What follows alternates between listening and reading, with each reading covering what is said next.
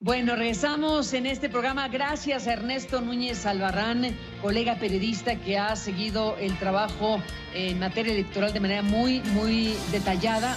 Se ha convertido en un gran especialista en esta materia.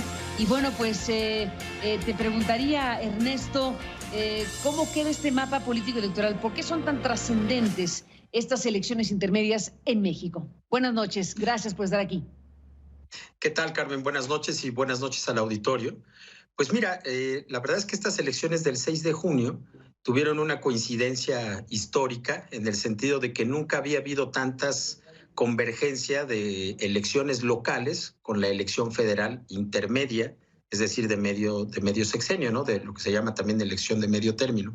Se renovó prácticamente, bueno, la mitad de las gubernaturas, pero a nivel municipal se renovó prácticamente todo, 30 estados, y a nivel de congresos locales también.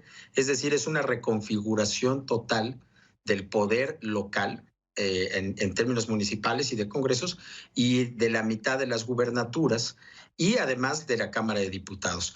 Esta elección además es muy importante porque se da a la mitad de un proceso al que se le ha denominado desde el poder, desde el gobierno, cuarta transformación o cambio de régimen. Entonces, estas elecciones tenían especie de tono o de aroma plebiscitario en una elección que terminó planteándose en los términos de apoyar o no al presidente López Obrador en estas elecciones desde los votos, ¿no? Y en ese sentido se configuraron dos grandes coaliciones. Una coalición encabezada por Morena, llamada Juntos Hacemos Historia, con el Partido del Trabajo y el Partido Verde, y una coalición, digamos, anti-López Obrador, que era del PAN, del PRI y del PRD, que eran los tres partidos tradicionales de la escena política mexicana. ¿Qué pasó, Carmen? Que estos dos partidos se dividieron de alguna manera muchas de las posiciones en disputa, pero yo creo que en un balance a 24 horas de que cerraron las casillas, más o menos, o poco más de 24 horas, podemos decir que Morena en este momento pues tiene la mayoría de las curules que estaban en disputa en la Cámara de Diputados, según los datos que dio a conocer ayer el INE. Los conteos rápidos, podría tener Morena entre 190 y 203 diputados, el Partido Verde entre 40 y 48 y el Partido del Trabajo entre 35 y 41. Esto quiere decir que esta coalición afín al gobierno de López Obrador podría andar más o menos entre 265 y 292 curules. Esta es una mayoría de 50% más uno que le permite a esta coalición o al presidente aprobar sus presupuestos, hacer reformas legales a leyes secundarias y hacer tener un margen de maniobra más o menos interesante en términos de seguir adelante con su proyecto político, con una limitación que ya no va a tener y que sí tenía en la 64 legislatura, que es ya no tendrá una mayoría calificada de más de 330 diputados para poder hacer reformas constitucionales.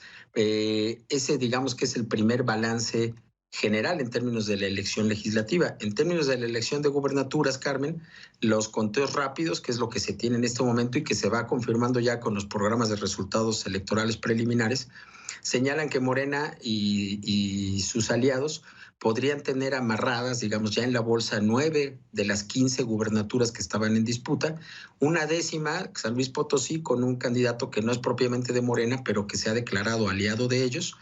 El PAN estaría ganando 2, Chihuahua y Querétaro, y hay otras 2 elecciones en donde está muy cerrada la situación, que son el caso de Campeche y el caso de Michoacán, que son 2 elecciones en donde no hay una tendencia clara a favor de uno u otro candidato, y finalmente el caso de Nuevo León, en donde parece que se está confirmando la victoria de Samuel García, que es un candidato de MC. De manera que, si bien Morena no arrasó, Carmen, no tuvo una elección tan triunfadora como la de 2018, tampoco es que haya tenido un voto de castigo o una derrota, como sí la habían tenido otros partidos en el gobierno en las anteriores elecciones intermedias. Creo que en el caso de López Obrador, él no sigue avanzando, digamos, Morena no extiende más su poderío, aunque sí en las gubernaturas, no en el legislativo. y por lo tanto no se puede hablar desde mi punto de vista de que Morena haya sufrido una derrota en estas elecciones del 6 de junio, Carmen.